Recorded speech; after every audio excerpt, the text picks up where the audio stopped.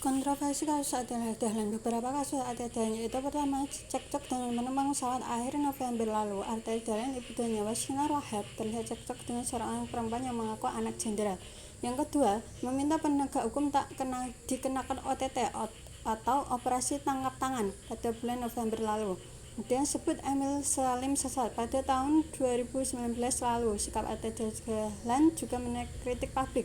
Yang keempat, mengumpat kasar kepada Kemenak pada tahun 2018 silam Maret, meminta Halo kawan-kawan, selamat datang di Klinik Hukum, informasi terupdate tentang hukum. Jangan lupa subscribe, comment, and like ya. Terima kasih.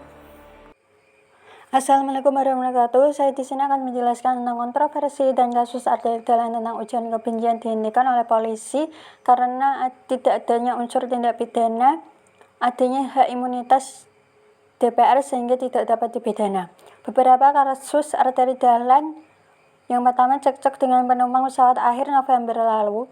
Yang kedua, meminta penegak hukum tidak kenakan OTT. Ketiga, sebut Emil Salim sesat. Yang keempat, mengumpat kasar dengan Kemenak. Kelima, meminta dipanggil yang terhormat pada tahun 2017 silam.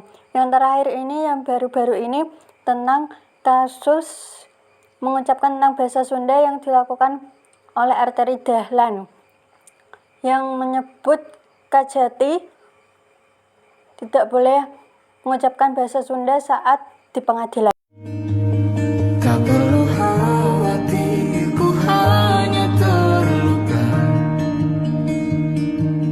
terbiasa untuk pura-pura tertawa.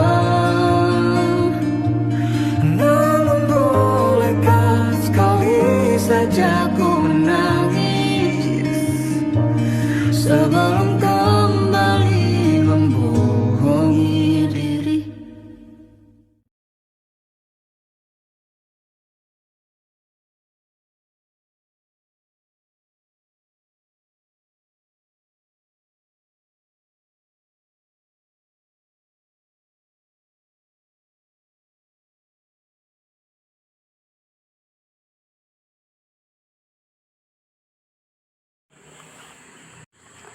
Kronologi kasus Adele Dahlan soal bahasa Sunda. Kasus itu bermula dari kritik yang disampaikan Adele Dahlan dalam rapat kerja Komisi 3 DPR RI dengan Kejaksaan Agung Senin 17 Januari 2022. Dalam kesempatan tersebut, anggota DPR RI dari fraksi PDIP Perjuangan itu mengatakan Jaksa Agung ST Burhanuddin mencopot seorang Kajati yang berbicara menggunakan bahasa Sunda dalam sebuah rapat. Ada kritik Pak JA, ada Kajati, Pak dalam rapat tidak boleh menggunakan bahasa Sunda. Kemudian kasus tersebut dilaporkan kepada pihak yang berwajib, yaitu kepolisian. Namun dalam penyelidikan dihentikan karena Adele Dahlan adanya hak imunitas. Di sini dijelaskan ya, Polda Metro Jaya tidak melanjutkan kasus pernyataan bahasa Sunda Adele Dahlan. Alasannya karena Adele Dahlan memiliki hak imunitas sebagai anggota DPR RI dan penyelidik mengklaim tak menemukan adanya unsur pidana dalam perkara ini.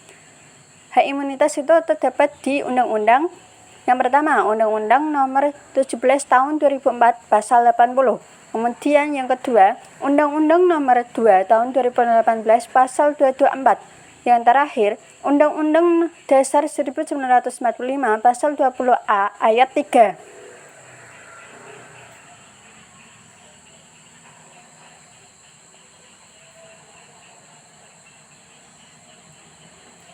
Hak imunitas. Pengertian hak imunitas berdasarkan Kamus Besar Bahasa Indonesia KBBI, hak imunitas diartikan sebagai hak anggota lembaga perwakilan rakyat dan para menteri untuk membicarakan atau menyatakan secara tertulis segala hal di dalam lembaga tersebut tanpa boleh dituntut di muka pengadilan. Dalam pengertian lainnya, hak imunitas adalah hak para kepala negara, anggota perwakilan diplomatik untuk tidak tunduk pada hukum pidana, hukum perdata, dan hukum administrasi negara yang dilalui atau mudah nyaman.